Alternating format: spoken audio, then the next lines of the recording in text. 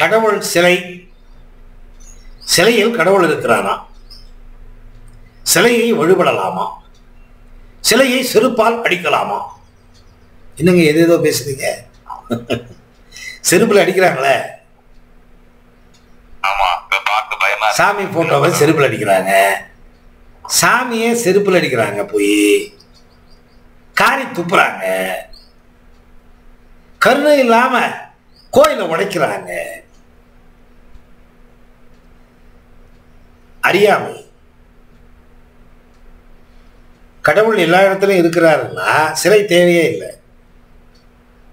Concept என்ன? கடவுள் எங்கும் இருக்கிறார், சிலை தேவையா?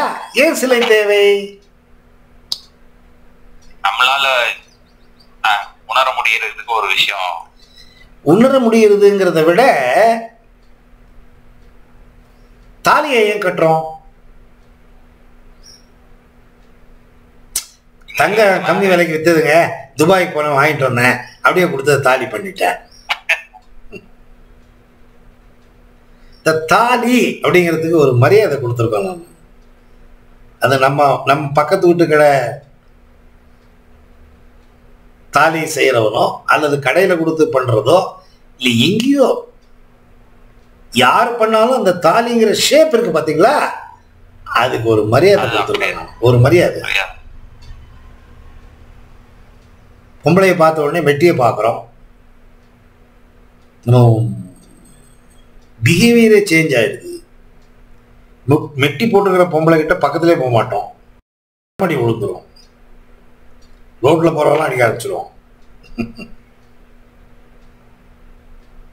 ஸோ ஒரு பொருளுக்கு ஒரு மரியாதையை கொடுத்ததினால் நம்ம மனதினுடைய உணர்வுகள் மாறுபடுது, பக்தி பிறக்குது. நமக்கு பக்தியே இல்லையே. ஏன் பக்தி இல்லை? நமக்கு நிறைய அழுக்கு இருக்கு தலைக்குள்ள. அந்த அழுக்கு இருக்கிறப்ப பக்தி வராது. நம் முன்னோர்களெல்லாம் ரொம்ப புத்திசாலிங்க.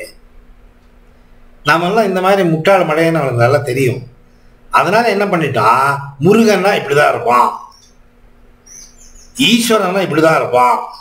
பாருங்க பின்னாடி சரஸ்வதி இருக்கிறாளாவ இல்ல, இல்லையா இருக்கா.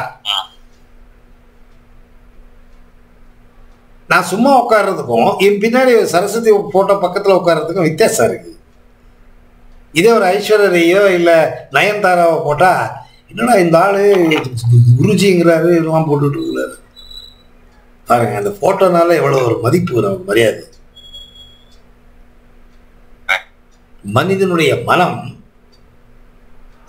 தவறான எண்ணத்திலிருந்து விடுபடுவதற்காக மரியாதையோடு சிருஷ்டி செய்த ஒரு சிலையின் மீது மனதை வைக்கும் பொழுது நம் மனது கௌரவப்படுத்தப்படுகிறது, பவித்திரமாகிறது, பியூரிஃபை ஆகுது மனசு. Purified soul, purified conscious is God. அந்த பியூரிஃபிகேஷன் பண்ணிக்கிறதுக்காக சிலை தேவை. பியூரிஃபிகேஷன் ஆன பின்னாடி சிலை தேவையில்லை. தேவையில்லை. பொட்டு தேவையில்லை, பட்டை தேவையில்லை, நாமம் தேவையில்லை. நம்ம இல்லை, அதனால இதெல்லாம் பண்ணியிருக்காங்க. பூநூல் போடுறோம், தேவையா? தாலியே வேண்டியதில்லை. தாலி போட்டாதானே புரிச்சா இல்லை. நம்ம சரியில்லையே.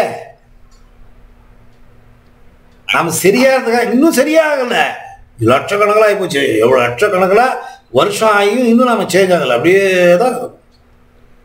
இப்போ இவ்வளோ வருஷம் கடந்த பின்னாடி நம்மளாம் சேஞ்ச் ஆகிருக்கணும், சேஞ்சே ஆகலை.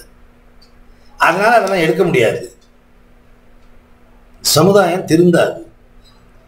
இது தேவை, இது தேவை. இது இஸ்லாமியர்கள் வெறும் சவுத்துல பார்க்குறாங்க கடவுளை.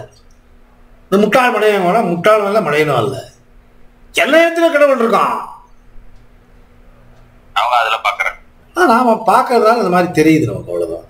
அது நீங்க பக்குவப்பட உட்கார்ந்த இடத்துலயே கடவுளை பார்க்கலாம்.